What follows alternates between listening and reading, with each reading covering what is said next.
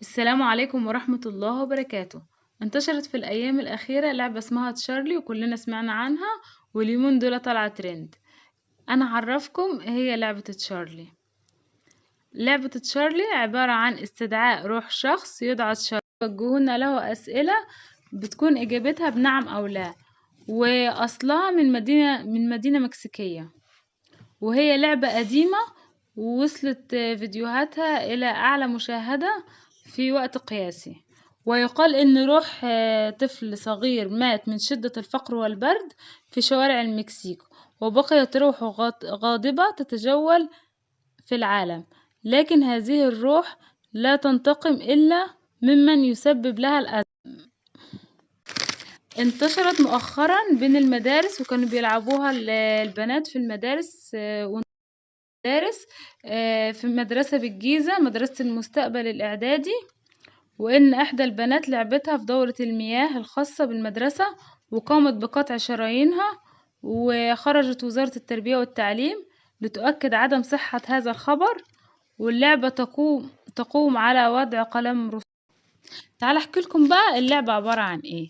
عن ورقة بيضة بنحط قلمين فوق بعض، وبنكتب يس وبنكتب جنبها نو، وتحت بنكتب نو، والناحية التانية يس، بيبقوا عكس بعض.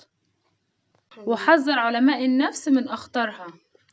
تعالوا بقى أقول لكم في عقيدتنا احنا وفي السنة بتاعتنا وفي الإسلام بتاعنا بيقول ايه على الكلام ده.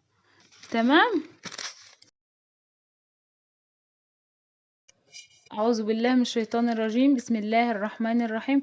إن الله عنده علم الساعة وينزل الغيث ويعلم ما في الأرحام وما تدري نفس ماذا تكسب غدا وما تدري نفس بأي أرض تموت إن الله عليم خبير. صدق الله العظيم.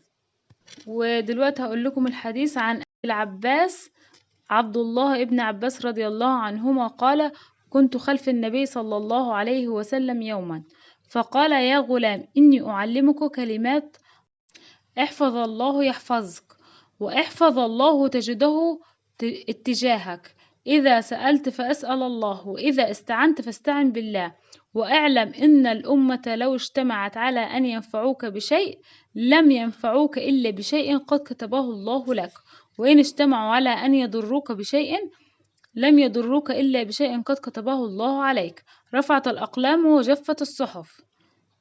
يبقى احنا كده ايه نتعلم من الحديث الشريف ومن الآية القرآنية ان احنا ما نصدقش الكلام ده، وان الكلام ده كله كذب، والحاجات دي عندنا مش في الإسلام بتاعنا خالص. انا عايزه اقول للبنات اللي هي في سن ابتدائي وفي سن اعدادي وفي سن ثانوي وفي الجامعه ما يجربوهاش، عشان كل واحد يقول لك لا انا هجربها، دي مش ما فيهاش حاجه وكده. احنا ليه طب نجرب حاجات زي دي اصلا؟ يعني ينفع ان انت تقعدي في البيت مثلا انت واخواتك، ولا انت واصحابك مثلا تروحوا تقعدوا في كافيه ولا تقعدوا في اي حته ومثلا تعملي تعويذه عشان تحضري الجن مثلا؟ لا طبعا، الكلام ده عندنا في الاسلام غلط. واعتقد في اي شريعه اسلاميه، في اي ديانه سماويه اكيد هترفض الكلام ده.